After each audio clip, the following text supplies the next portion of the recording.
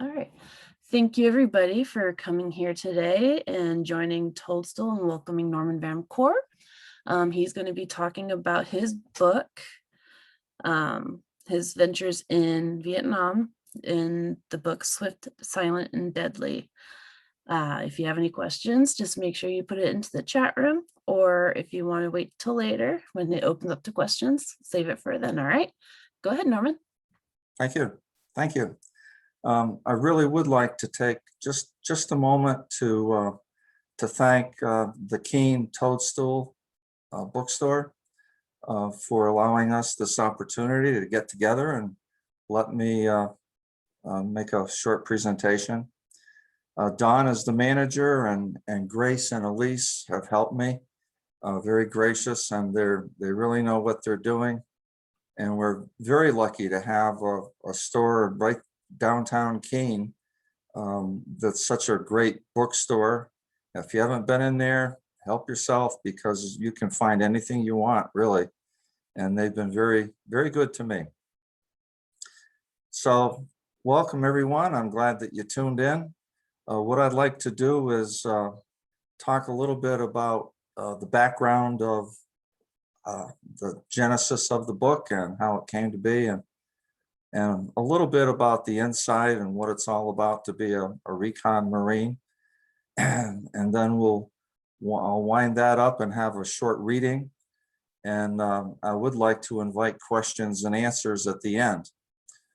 So stay tuned, and let me start out by saying that I didn't intend to write a book. It started out to, given my age, and I says, geez, you know, I haven't talked to my kids ever about my experiences in Vietnam. And they've asked questions, but I've never really said much. So I decided it was time that I wrote things down so that they could have it and give to their kids. And so I would write for 2 or 3 hours, and then for 2 weeks, I wouldn't write anything. And then I would think of something and get back and write some more.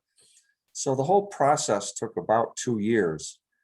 And I got it to the point where I said what I wanted to say. And I did it all longhand. There were no, well, I did paragraphs, but I didn't break it into chapters because I didn't intend to write a book. And then a friend of mine, John McGauley, we had lunch one time, and he wanted to read the manuscript, so he did. And he says, holy smokes, Norm, you've got to write a book. This is powerful stuff. So I did some writing and polished it a little bit. And he asked me a lot of thought-provoking questions, like, you said that this guy is squirrely. What do you mean by that? So he says, expound. So I would expound, and he'd say, you know, I don't understand what you're saying here. So I would clarify that. I had a little bit of a problem with the tenses. Some of it was in past tense and some in the present tense. So I had to do a lot of polishing, and I did my own editing. I've always enjoyed writing. So I didn't hire an editor.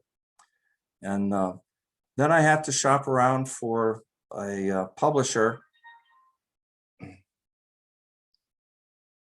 So I finally settled on a publisher in Maryland, and she's just been tremendous and helped walk me through it. You know, how do I get a copyright? And how do I do this? Whoever knew that the Marine Corps had a patent office? So I had to get permission from them to use the Marine Corps seal. And I sent the publisher a photo, an image that I wanted to use for the front cover. And she tried and said, the resolution just isn't there. So I had to go to the internet and looked at lots and lots of covers. And this is the one that I chose. And then it was a matter of getting jungle scenes to superimpose, and too dark, too light. And so we went back and forth an awful lot. And And then, my good friend Terry O'Connor and I, we were out on the deck one day talking about my book, and I didn't have a title yet. And he says, we had a lot of them, and we went through it. And he says, Norm, there must be something. And I says, well, the motto of the 3rd Recon Battalion is swift, silent, deadly. He's, holy smokes, that's perfect. That's great. So that's where I came up with swift, silent, deadly.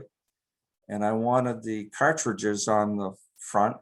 So the publisher did some designing on that. And I insisted that we even buy off the internet 7.62 millimeter cartridges to make it realistic. So there was a lot that went into the design of the book and the font, and holy geez, it was just kept going on and on. But she walked me through the whole thing and got it into book form. And so that's really how it all came about. Went to give the books to my kids at Christmas time, and there was a lot of crying. And so they both read it, and they have a lot of questions, and we go back and forth on that. And so it's been great.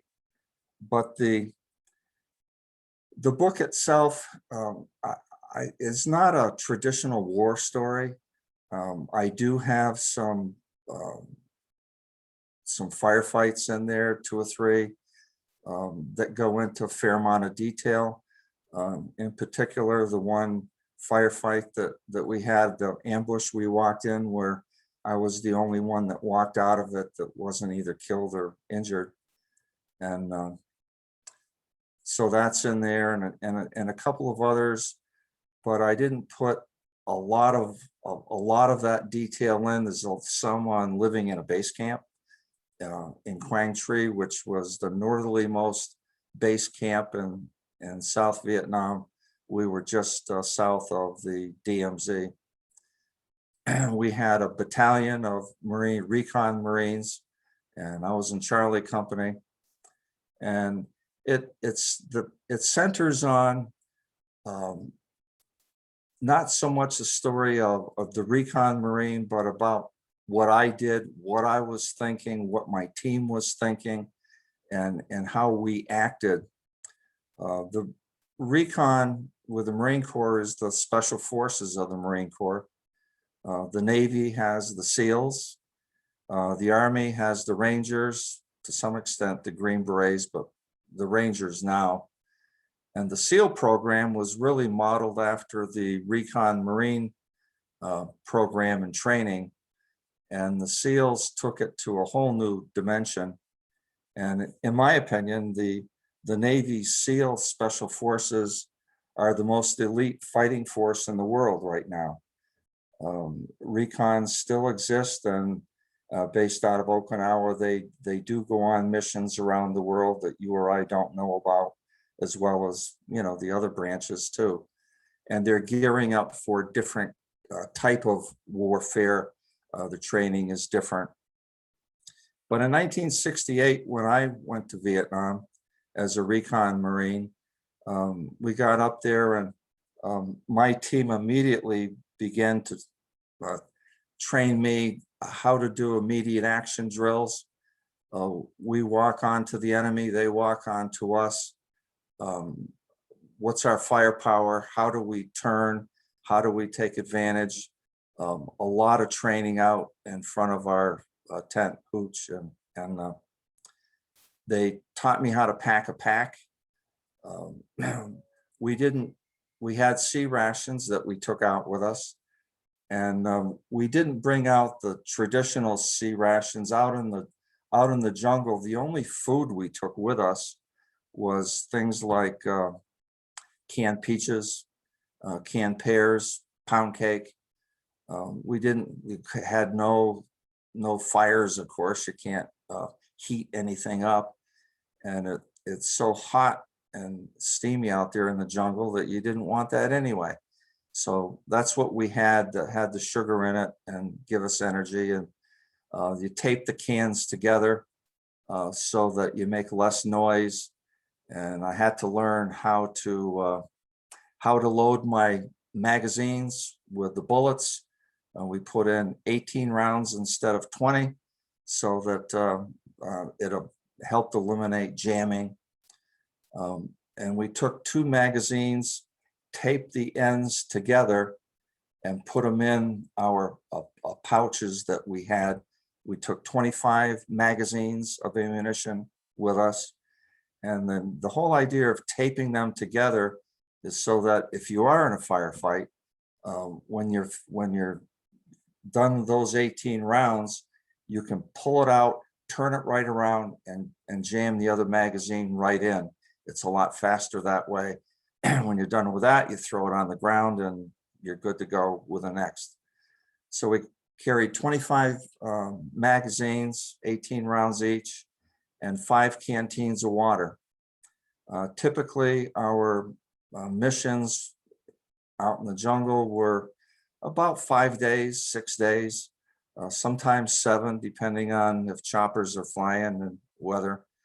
But typically 5 days out there. So we had 5 canteens of water, and it's 100 degrees and about 95% humidity. And when you put a canteen up to your mouth, it would be so easy to just drink the whole thing.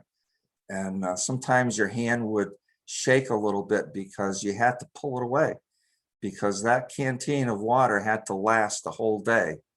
And I tried to drink a little more water at night, and only a little sip every once in a while. Recon teams consist of 5 members, and I was a radio operator, 2531. So I had a PRC 25 on my back with a spare battery and a heavy plastic bag. And the point man for the team, and we always taped the ends of the barrel, the end of the barrel up with electrical tape. Electrical tape was our friend. When you sent home for something, I liked bone chicken. That was my favorite thing my mom sent. So I asked for a pair of handball gloves that we cut the fingers off to protect our hands. But everybody always asked for electrical tape. And the point man would take a piece of twine and put around the end of his barrel and up over his shoulder and down under, so that when he was walking, and keep in mind that our walk, if you will, is almost like still hunting when you're deer hunting. It's like 3 steps: quiet, look, listen, think, a little bit more, so you don't make an awful lot of progress.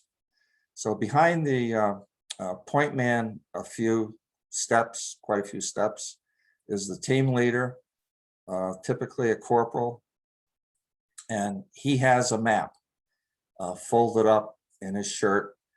And behind the team leader is the radio operator, me, and I have a map. And every 15, 20 minutes, hour, we would stop and compare maps.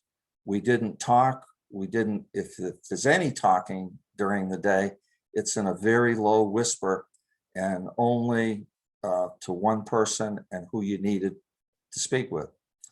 So John and I, the team leader, we would put our pencil mark where I thought we were and where he thought we were, and hopefully they were in the same spot, because we didn't have a lot of landmarks in the jungle, and getting lost is real easy to do, and you don't want to get lost for obvious reasons.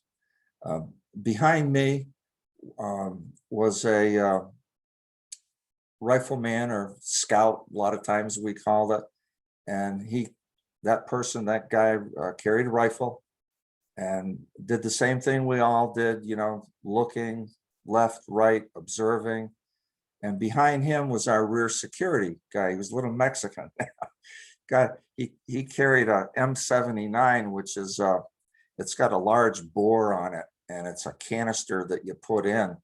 and it has a high explosive, and the fragments and high explosives spread out. Very effective when you're moving away from the enemy and trying to make distance. Sometimes you carry M16, but most often that M79, and he tended to hang back quite a bit, and he was guarding our rear just to make sure no one was following us. If he did see or hear anything, obviously we had our signals to alert each other, and we typically did not want to travel on a trail. We wanted to, but not the safest thing to do when you're in the backyard of the enemy. And our enemy was the North Vietnamese Army. And keep in mind too, that if you go back into Jane's or some of the other books, that because of all of the years and years of war, the North Vietnamese Army was highly trained and considered one of the very top fighting forces in the world. They were good. They weren't just a bunch of North Vietnamese running around like ants. Nothing like that at all. I mean, they were highly organized and had the same hierarchy in their military that we did. And so they're definitely a force to be reckoned with. And so we would be, as you would say, fragged. Typically, when you say frag, that means a high explosive, a grenade high explosive explosion. But in base camp, being fragged meant that you were going on a mission. And typically, we would be in base camp 1 day, 2 days, rarely 3 days, and we'd be fragged, meaning that the point man and the team leader went to a G2, which was an intelligence tent. That's what they call themselves. I wasn't so sure. So they'd go to G2 and they would have the maps, and they would go over with the guys what our mission was. It might be to go out to this area, and it was defined by them making brackets on a map, and there would be a little X somewhere on the map, and it would be labeled something like nuts.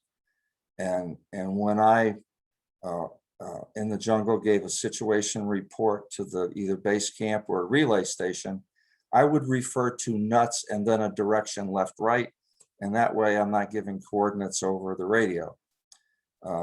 So anyway, they would go over everything that they wanted us to do on that mission, whether it would be suspected bunkers, NVA buildup, whatever it was, on the move, or and besides that, we had to look for, is there any good water?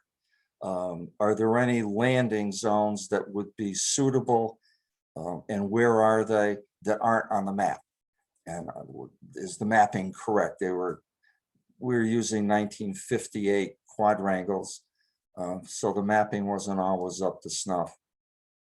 So I'd go get my radio, couple cases of C rations, and we go back and go over all of the what ifs, and here's what we're going to do, and we're going in, and when we do, this is where we're going, and this is the direction we're going, and loop around. Here's what we're looking for. Okay, when we get in the shit, what do we do? What's our backup plan? What, here's this, here's that. If we're separated, we're going to meet here. And so, that's a couple hours of going back and forth and defining our mission and how we're going to accomplish it, and maybe even come back alive, who knows. So the morning of the going out, we'd go out to the helicopter pad, and that's where we would get our grenades and smoke and canisters for the M79. We'd get our ammunition ahead of time. We always had a couple of cases of ammo, and so we'd get our magazines all set, all packed to go, all greased up and out to the patch, 95 degrees and so forth. So out we'd go and fulfill our mission. And it could be 5 days or whatever. We'd come back, and then the two guys would go to the G2 and say, this is what we found. Sometimes we would ambush a couple of NVA. The rule of thumb always was, if there's one or two NVA and they don't, if they have a pack on, they're fair game. We would set up an ambush. We see them or hear them coming, kill them, take off everything they had on them, bring them back, bring that stuff back to intelligence. If they didn't have a pack on, we knew that we must be getting close because they had a base camp or they weren't going anywhere. They were out looking for routes or something. So there, all of these things to look for. So that's kind of what we did. And in the book, I go over a lot about what it's like living in base camp, our food, writing home, what we told our families, what we didn't tell our families. And then they had a plan too, because there's a lot of things that they didn't write to us about the college protests, and we knew nothing about all that. And in my book, I explained one time I saw an old Stars and Stripes newspaper, military newspaper, on a chair at the ammo dump. And right on the front cover, there was a big picture and big letters, US lands on the moon. And I think, holy smokes, you know, so I a couple of months later, that's how I found out about men landing on the moon. So we didn't have a lot of news. There was no radio, no emails and texts and telephones and computers and all that. We just didn't have a lot of information. And I didn't want to write home and tell my mom and dad that, holy Christ, you know, we were in a firefight, you know, 2 days ago. And, you know, of course you're not going to tell them that. So I tried to make it as boring as I could. And I don't know if I got away with it, but I suppose they suspected, you know, that I wasn't telling them everything. And a lot of time I'm credited with 14 long range missions. That means that we had to go outside of any support. Typically, our long range missions would be right up in the DMZ, and more often than not on the Ho Chi Minh Trail, either in Laos or maybe even on the other side of the river. And it would be a typical 5-day mission. Helicopters would take us way out. There was no support. We would have no support from the F4s, the Phantoms, the jets that I could call in sometimes with napalm and eliminate a whole bunch of gooks. But up on the Ho Chi Minh Trail, we were way outside of radio contact. So I would, after we were inserted, I would turn off my radio, no sense of having the battery run. And from there, we would find our way up and get as close to them as we dared. And we had binoculars and took notes for 2 or 3, 4 days until we got their pattern down, and then be extracted, and with a given time and place that the choppers were to meet us, rendezvous. As I've said before, you have to be there. If you're not, you're going to stay there, because they don't have fuel in that chopper to go looking for you. And then obviously something is wrong. And the maps were folded up into a nice little square, and we put it, John and I put them in our shirt, but it's a whole quadrangle map, so that if something should happen and we were separated, or for some reason we couldn't get out, at least we'd have the whole quadrangle and have some kind of a half-ass idea where we were going to try and walk out if we could. So that's kind of how it works. And only one time we had maybe twice, but one time in particular that I have in my book, we had a sniper with us. And actually we did, we had everything all coordinated and how to get back to the LZ. And if anybody gets wounded, here's where we're going to meet, you know, all that stuff. And we did take out a general and got the hell out of there, and all was well. But that essentially is the book. The ending, oh, I should say that when I was, after that ambush, I was put up for the Congressional Medal of Honor. And so they, like the first sergeant said, you know, we have to take you out of the team and we can't let you go out anymore because the Marine Corps doesn't want your ass killed before they give you the big medal.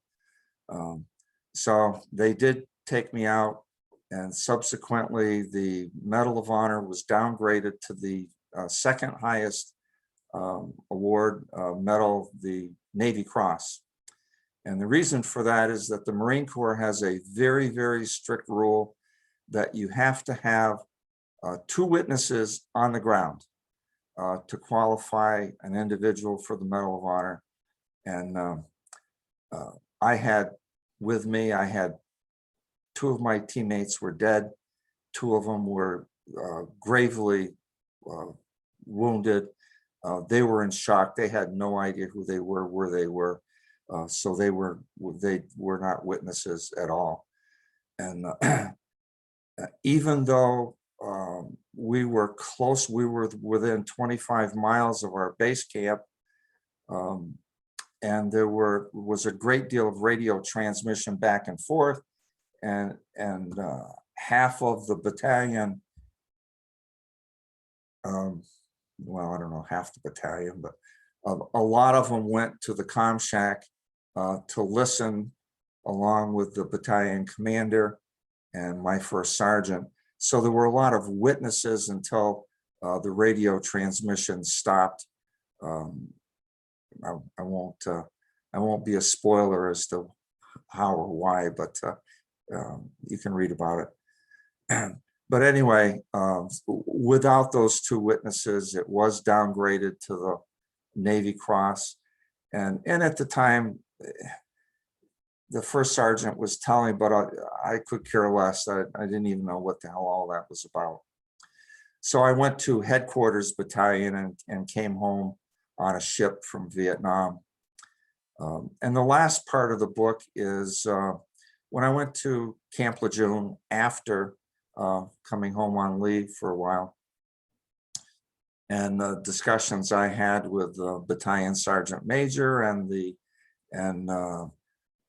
2nd Marine Division General Michael Ryan had me in his office, and I came within a whisker isn't even small enough how close I came to staying in the Marine Corps, but I didn't, and tells a little bit about awarding me the whole ceremony and the whole 9 yards and all that.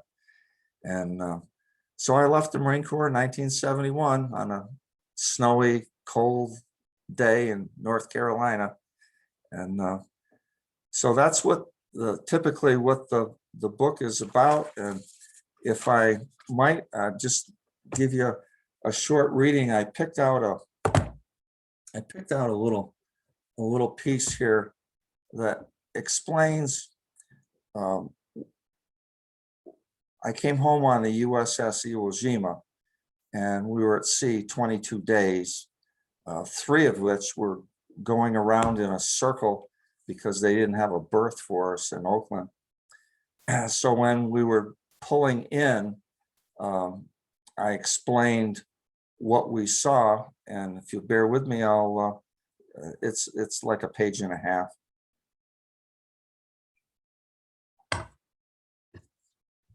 I even have it marked out here. So here we are coming in coming into the harbor aboard the Iwo Jima, and we were all lined up, had our sea bags all ready to go. We were moving slowly at that point and could actually see people on the dock, lots of people. There was one open berth, which was ours. What a crowd there was. Imagine all those people showed up at the naval shipyard to welcome us home. We could see that many of them had signs too. We couldn't make out what they said, but some of the guys thought maybe their families were there for a surprise welcome home. It seemed odd though, because we were told to stay in line and there would be buses lining up to transport us to Camp Pendleton to get our orders for a duty station. We all knew we had 20 days leave coming to us first. We could see the buses next. It was exciting. The large ship crept around ever so slowly towards the dock. We were anxious to get the show moving. As we swung around to glide in a stop, we could hear the crowd and begin to see the writing on the signs. I was lucky enough to be at the right place to be a part of all the hoopla. Actually, the ship was secured rather quickly for all they had to do.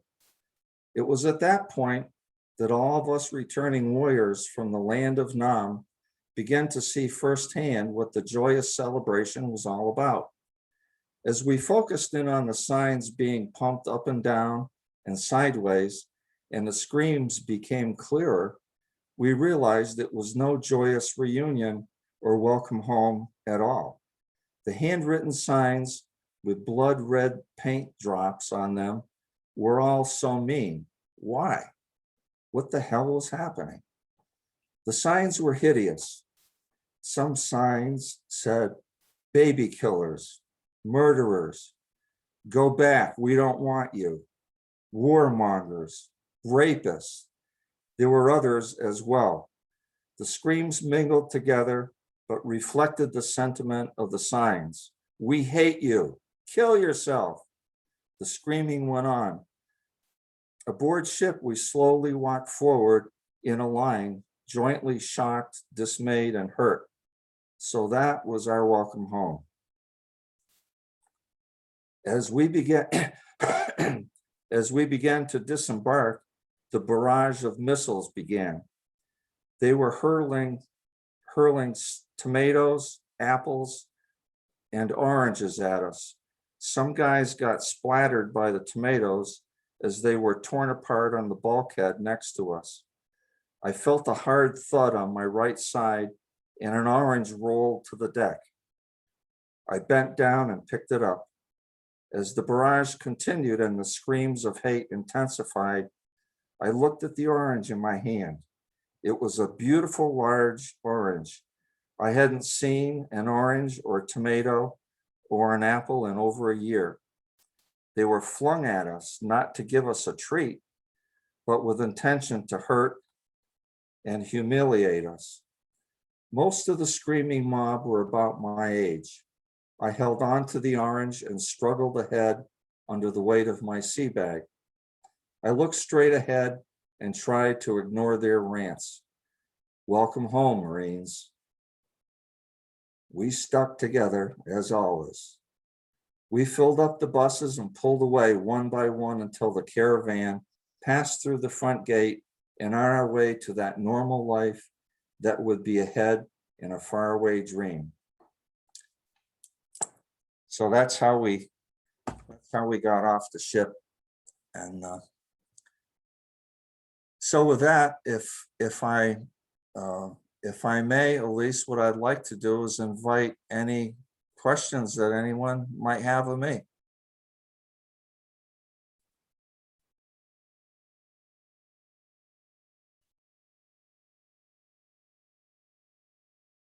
Explained it pretty thoroughly, I guess. Norm, can you hear me? Yes, I can. My name is Jerry Ganley.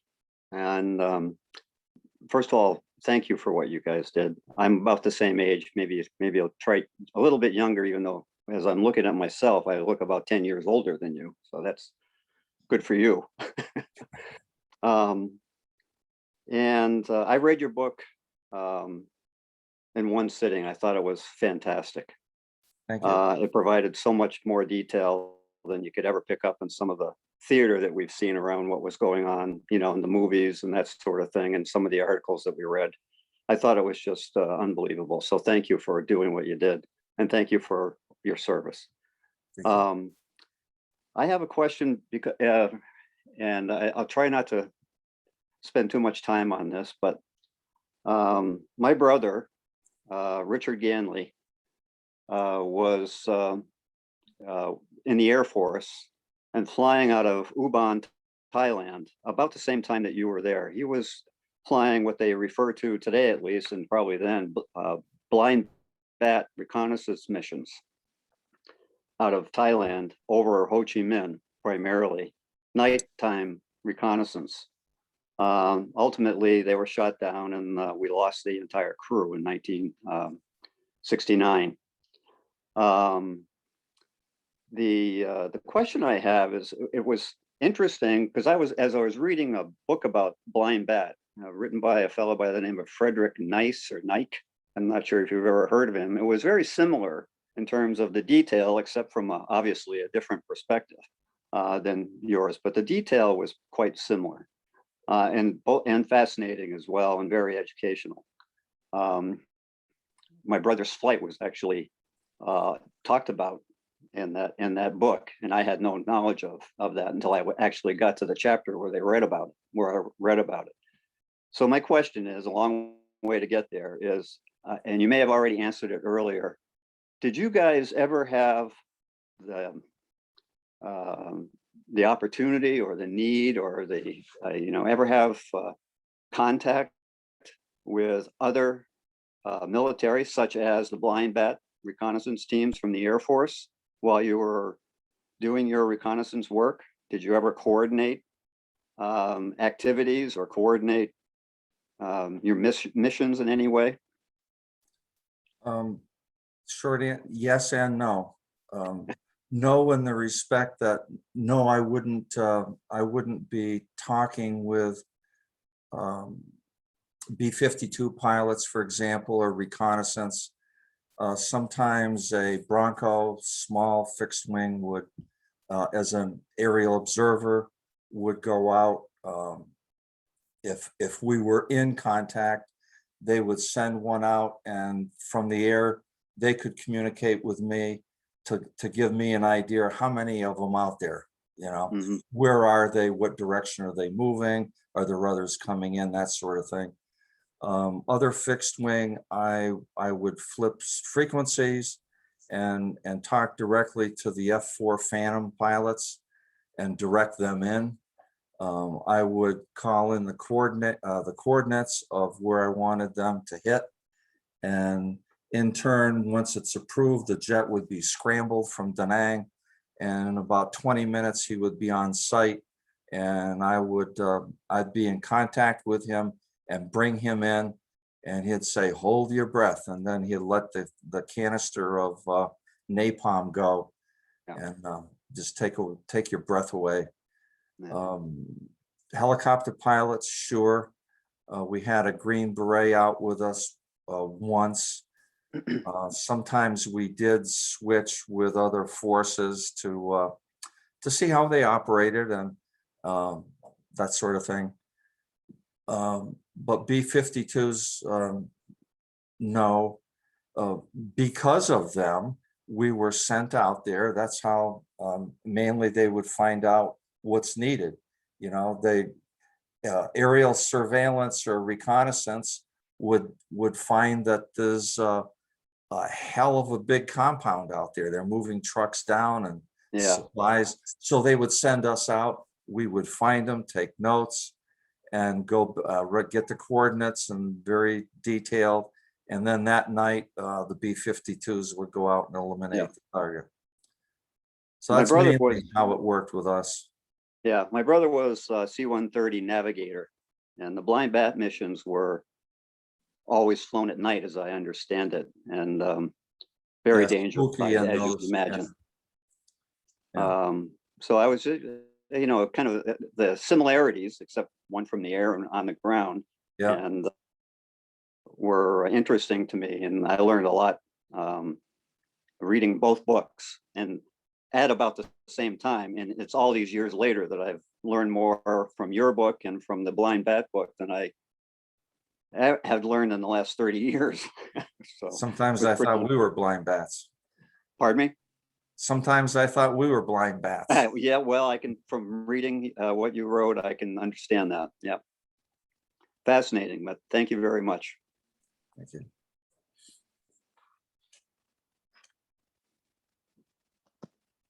Jeff, you have to have a question. I don't have a question, but Norm and I went to Nam within a week of each other. So we had a lot of the similar, same experiences, and it certainly brought me back 50 years, 52 years now. And I don't have any questions. My only comment, Norm, and thank you so much for writing this, is how the hell have you remembered so much? I can't remember squat. And I don't know if it's purposely blockage on my part to not recall a lot of it. Perhaps that is part of it. But reading your book was very cathartic for me. And I really do appreciate your writing. And for those of you that don't know Norm, he is one of our former selectmen in the town of Chesterfield. And he's a hero to me in many ways. So thank you, Norm. Yeah, well, as they say, there are some things, and I said in the book, that remain clear in your head, if not vivid, forever.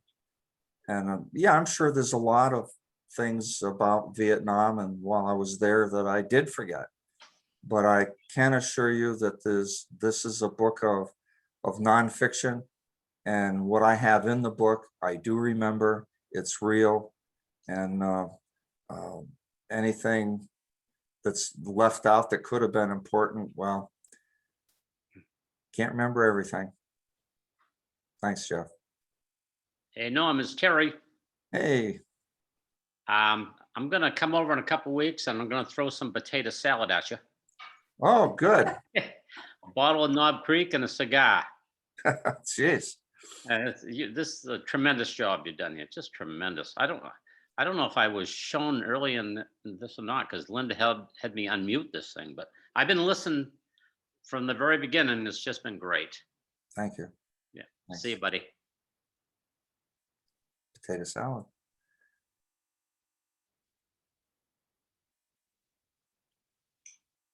That beats an orange. Norm, I'll ask a question if you please. Sure. When I have not yet read the book, but did you go, you were drafted, or did you go in after college or in college or before college or and like how did that work back then? Believe it or not, I joined the Marines on purpose. That's okay. My dad was, I think I told you this once before, he did ROTC when he was in college and enlisted. Yeah. You know, and that was World War II though. So he went in, you know, on purpose, but. Well, things were going quite badly with my girlfriend and I, and we parted ways, and I was doing even more poorly in college. And I just needed to see who the hell I was, and Yeah. what if I was going to be able to do anything or make anything of myself. And I said, the only way I can do it is to join the Marine Corps. So that's how I got in the Marine Corps. So then you started as a what happened? You started as a private? Paris Island. Yeah. Sorry. Even Yeah. worse than a private. You start as a recruit. Ah, You're not that. It's less than human. okay. I work my way all the way up to private. All No, I right. went to Vietnam as I went to Vietnam as a PFC, private first class, First class. and then was promoted in Vietnam to Lance Corporal. And came out, I got out of the Marine Corps as a Sergeant E5, 3-stripe sergeant. Okay. Very But I nice. wasn't a bully. I know you weren't. I know. I would imagine good sergeants aren't really. They might be fierce or they might be firm, but not necessarily bullies, or maybe only a little bit. Maybe. Only if you put a stick in my eye. Well, that's a good reason. Yeah. Yeah. Thank you. Very nice talk. And I'll read the book. It sounds great opportunity to get detail about this time. And This is a good chance for me to say that Toadstool has some books of mine signed on a table right in front of the register. So you can go to books, Keen Toadstool, sure. and you can contact me. I also have books here, signed books that I can give you. Okay. That I can sell you. Sell you. Yes, that's okay. That's understood. Don't worry. How long were you in Vietnam entirely? I was there just about 12 months. The Marine Corps tour duty, as they called it, is 13 months. All other services are 12. But they Why? were, well, there weren't as many of us because they didn't need as many. But I guess that's the reason. I don't know. General didn't tell me actually, but I'm guessing that the Marine Corps is a smaller branch of the service, and there were some Black Horse infantry units, squadrons, helicopters, and recon. So we were there 13 months. We were the only ones that weren't allowed to go on R&R. You better not be caught with a bottle of alcohol when you came back. But all the other branches of the service could, but we weren't allowed. That didn't stop us though. Yeah. Anyone else? Thank you all very much. I really nice to get questions and a chance to promote the book. There probably won't be a movie out for a few more weeks. Yeah. So, Oh, wait. yeah, you go ahead and wait. Mhm. But thanks a lot. Appreciate it. Have a great afternoon. It was Okay. a really nice presentation. Thank you, Norman. Thank you.